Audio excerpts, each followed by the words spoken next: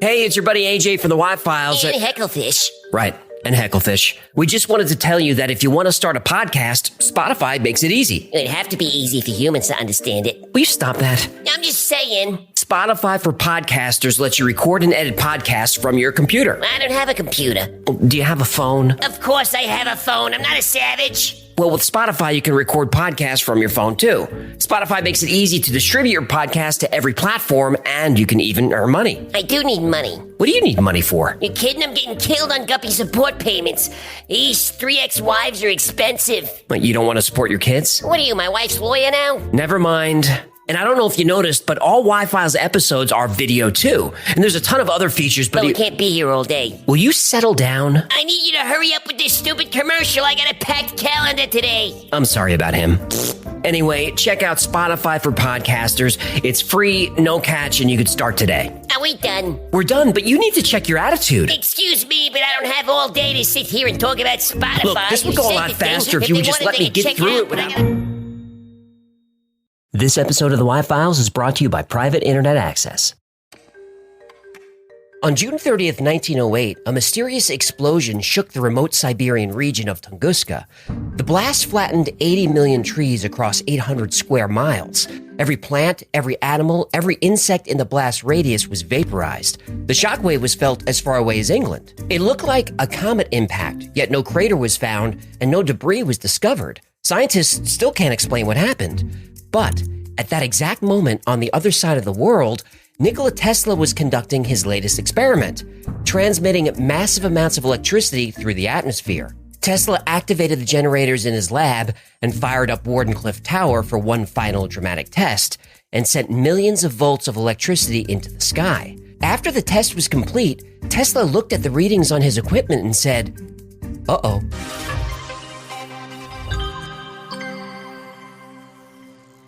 Inventor and visionary Nikola Tesla was known for his groundbreaking ideas that shaped the world of science and technology. However, there was one invention that remained shrouded in mystery and controversy, a weapon of unimaginable power.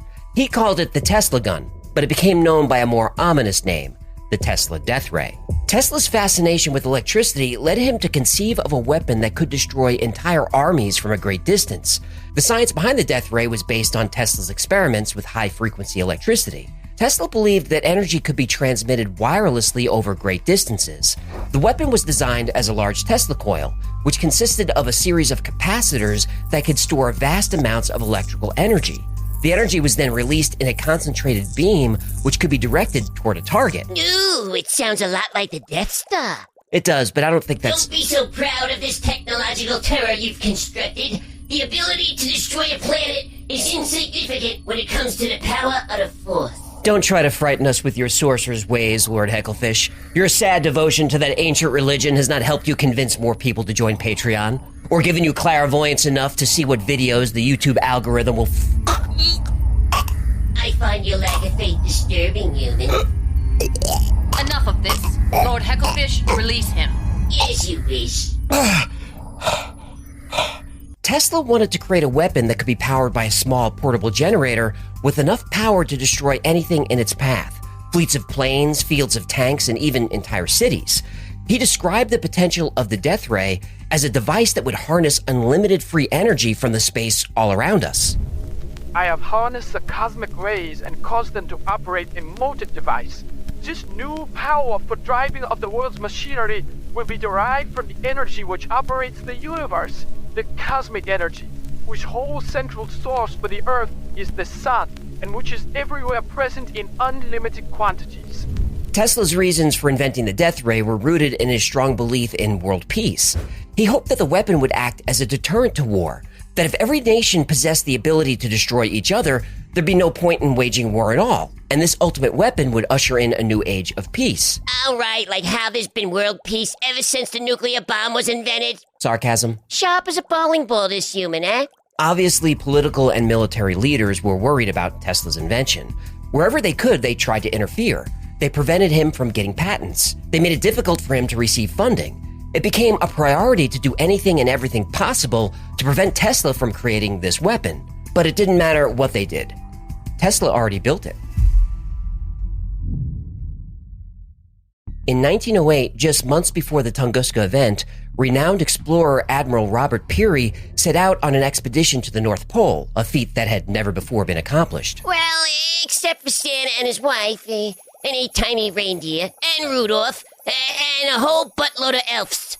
Thanks for that helpful clarification. Hey, that's why I'm here. Despite the numerous challenges, Admiral Peary was determined to reach the North Pole and make history.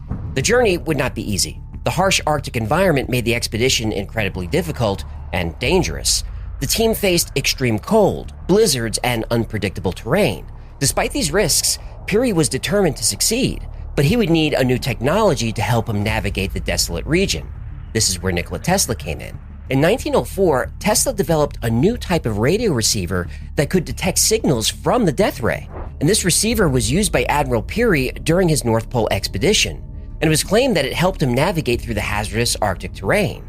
But that was 1904. By 1906, Tesla's chief financial backer, J.P. Morgan, was growing impatient with Tesla and the lack of financial return. If J.P. Morgan withdrew funding, Tesla's plans would be ruined. As the relationship between Morgan and Tesla began to sour, Nikola Tesla knew he needed to do something dramatic to secure his funding and secure his future. Tesla knew the world was watching Admiral Peary's expedition to the North Pole and thought this was the perfect opportunity to demonstrate the awesome power of his invention. He would fire a bolt of energy toward Ellesmere and light up the skies, creating the greatest light show the world had ever seen. Just 2 months before Tunguska, Tesla wrote this. This is not a dream. Even now, wireless power plants could be constructed by which any region of the globe might be rendered uninhabitable without subjecting the population of other parts to serious danger or inconvenience. At the time of the Tunguska blast in 1908, Peary was camped out at Ellesmere Island preparing for a final push to the pole. Tesla sent Peary a cryptic message saying the extreme cold and isolation make the Arctic the perfect location for this type of experiment. Tesla told Peary to watch the skies above the tundra for a signal. Peary asked Tesla what kind of signal he should be looking for.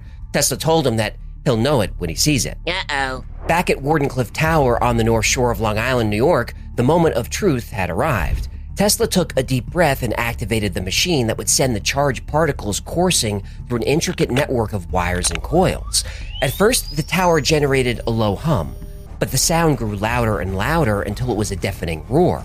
Once the machine was fully charged, a beam of light brighter than the sun shot out of Wardenclyffe Tower and sliced through the air. For 10 or 15 seconds, vast amounts of energy poured into the atmosphere. Then it suddenly stopped. Darkness followed, and the only sound was a crackling of static from the residual electricity created by the machine. Tesla felt an intense rush of exhilaration. The machine worked. He knew his funding would be secure and he could continue his work. But Tesla's excitement would last only a few moments. He looked at the readings on his death ray machine. It worked, but it worked too well. Rather than a dazzling light show, Tesla had created a massive wave of energy, 1,000 times more powerful than an atomic bomb. This immense power caused the energy beam to overshoot its target. It didn't light up the sky above Ellesmere. It made landfall somewhere in Russia. But even Tesla didn't know how destructive his weapon really was.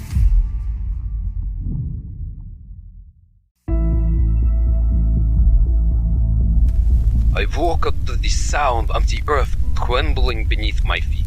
I could hear the trees outside my cabin being ripped from the ground and crashing down all around me. At first, I thought it was an earthquake, but the air was filled with the sound of explosions and gunfire. Something dark and terrible was happening outside. As I stumbled out of my cabin and into the forest, I could see the sky lighting up with a fiery orange glow. It was like the sun had risen in the middle of the night, and the air was thick with the smell of smoke and burning wood. Suddenly, there was a blinding flash that illuminated the entire forest, and the sound of a deafening boom that shook me to my core. I fell to the ground, my ears ringing with the force of the explosion, and then I struggled to regain my bearings. The trees around me were torn from the ground, and I could hear the sound of splintering wood and snapping branches. The ground shook so violently that I thought it might open up and swallow me whole. I could feel the shockwave from the blast tearing through the forest. I saw trees being flattened in all directions, and I was pelted with debris from the explosion. The air was thick with dust and ash, and it was getting harder and harder to breathe. When the dust finally cleared, the forest was a charred wasteland. The trees had been ripped from the ground, and there was nothing left but stumps and ash. The air was thick with the smell of burning wood. There were no sounds of birds or insects or animals, just eerie silence. I'd never felt so alone in my entire life.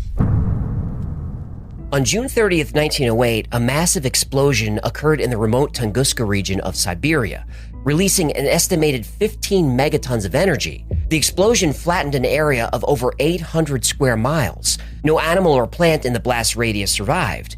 80 million trees were reduced to cinders. No birds or insects had time to escape. Thousands of animals on the ground were vaporized. The scientific community still debates the cause of the Tunguska event. Some theories suggest that it was caused by a natural gas explosion or a nuclear detonation caused by extraterrestrial spacecraft. Oh, go on. But many people believe it was a Nikola Tesla experiment that got out of control. The prevailing theory is that the explosion was caused by an airburst, a large comet that exploded in the Earth's atmosphere. But there are some problems with this theory. Eyewitnesses have reported seeing lights in the sky both before and for days after the event. Meteors don't do this. Even as far away as England, the sky was lit up. Newspapers were flooded with reports of night turning into day. One reporter said he was able to read a book in the middle of the night using nothing but the strange light in the sky. Eyewitnesses also report the ground shaking like an earthquake for a long time before the impact. One witness said it was powerful enough to reduce a skyscraper to rubble. The seismic activity was enough to knock people off their feet, and the effects were felt all over Europe as far away as the UK. A meteor airburst would look like a streak of light or fire and then an explosion. This would last only a few seconds, but reports say a wide beam of light was in the sky for much longer than that. Locals said the air got very cold at first, then the sky lit up brighter than the sun, and suddenly the air was very, very hot. Also, there's no meteor crater or traces of meteorite in the area. And if you draw a line from Tesla's lab in New York to Ellesmere Island and continue that line, you end up in Siberia, very close to, if not the exact point of impact. The explosion happened at an altitude of 4 or 5 miles.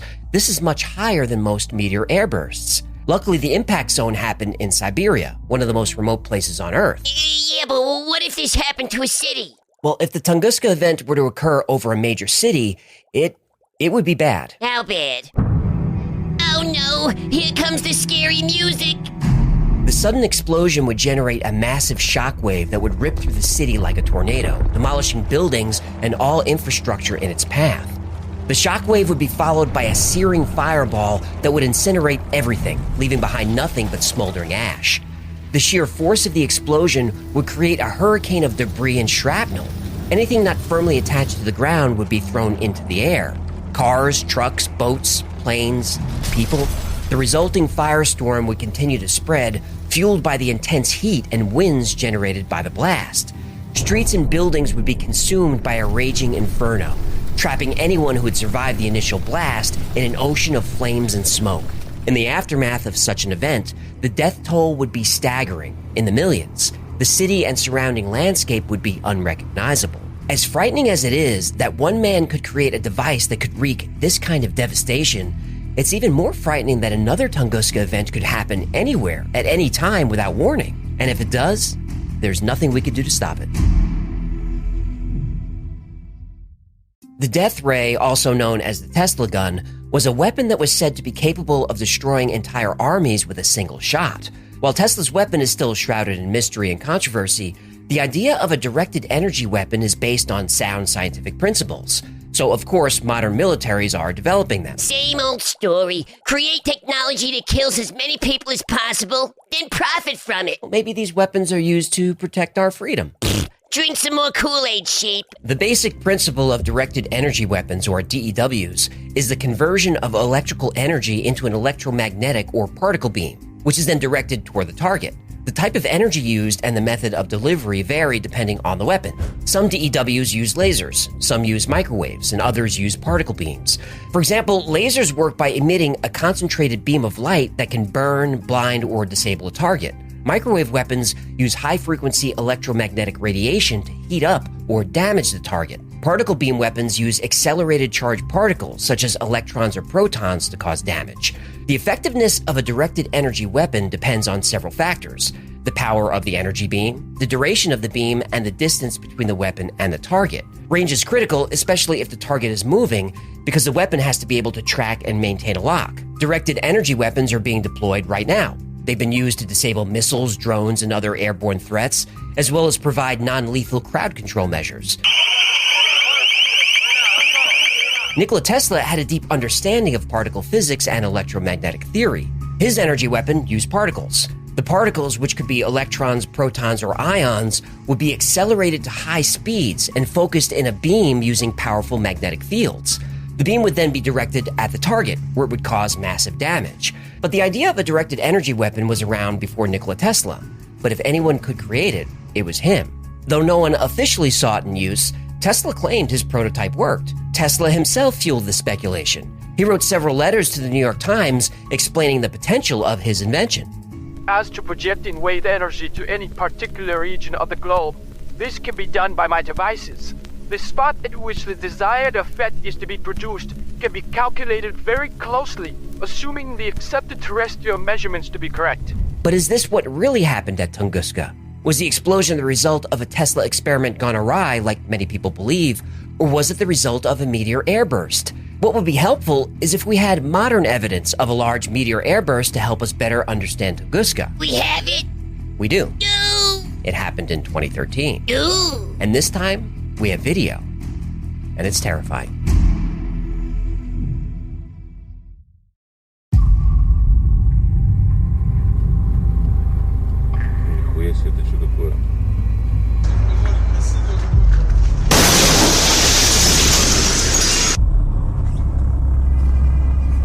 А что думаешь, может спутник там уже же падал, а не спутник?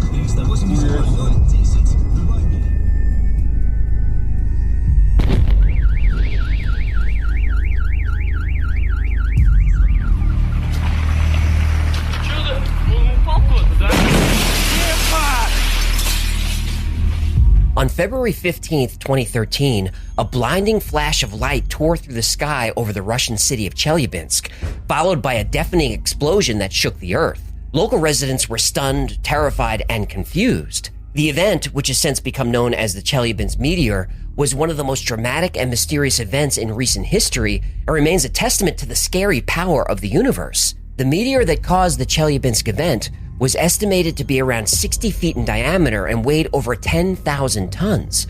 It entered the Earth's atmosphere at a speed of approximately 19 kilometers per second. How fast is that in a number we can actually understand? 12 miles per second, or 43,000 miles per hour, almost 60 times the speed of sound. Yeah, I understand that.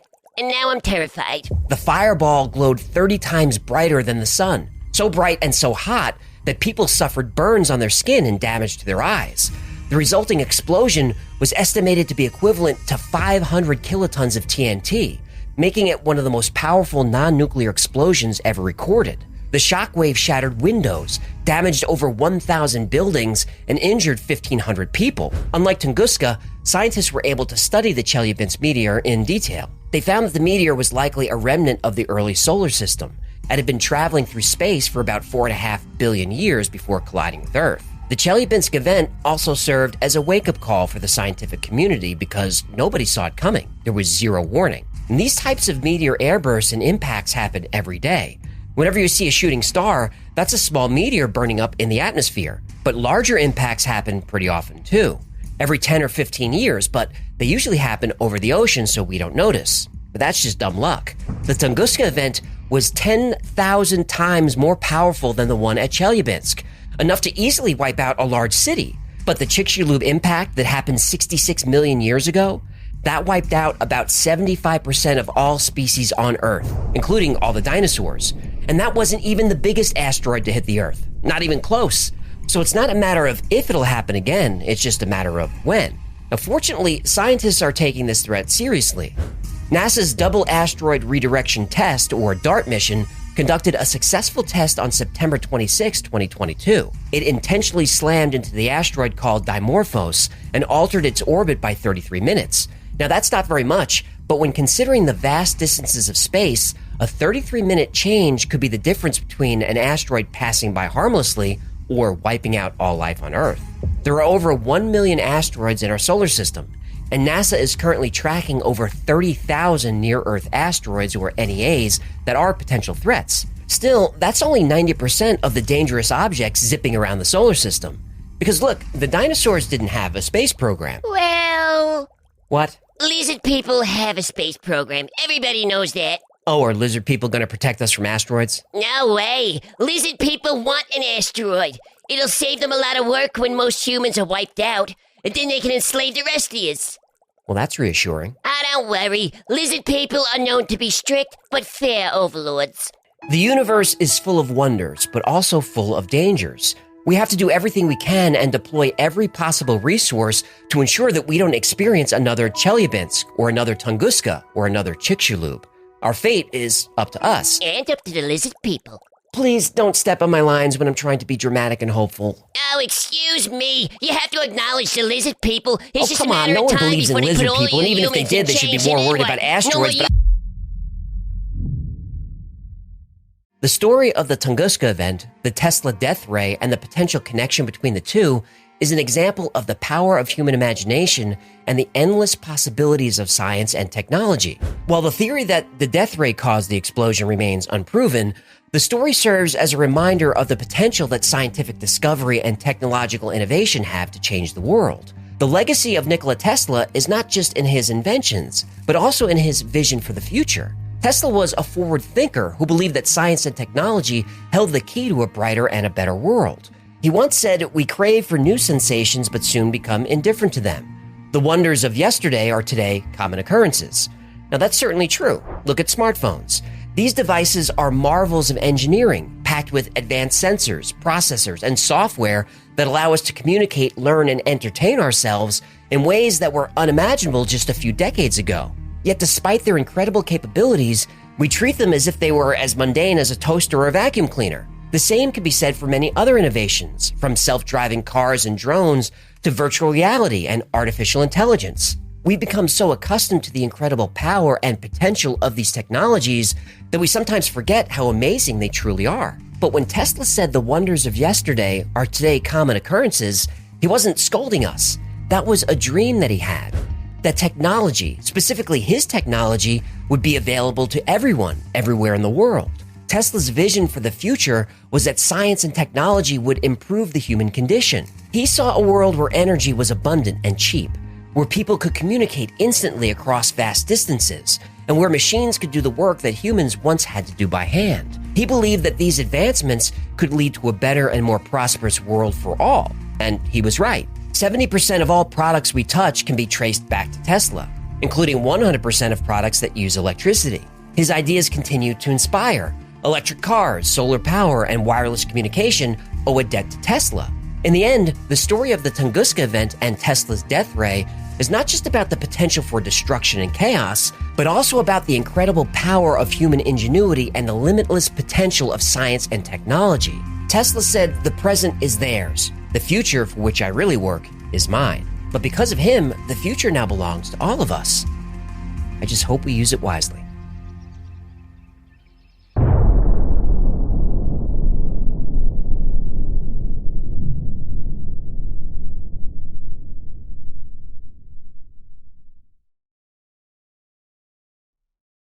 Thanks so much for hanging out with us today. My name is AJ.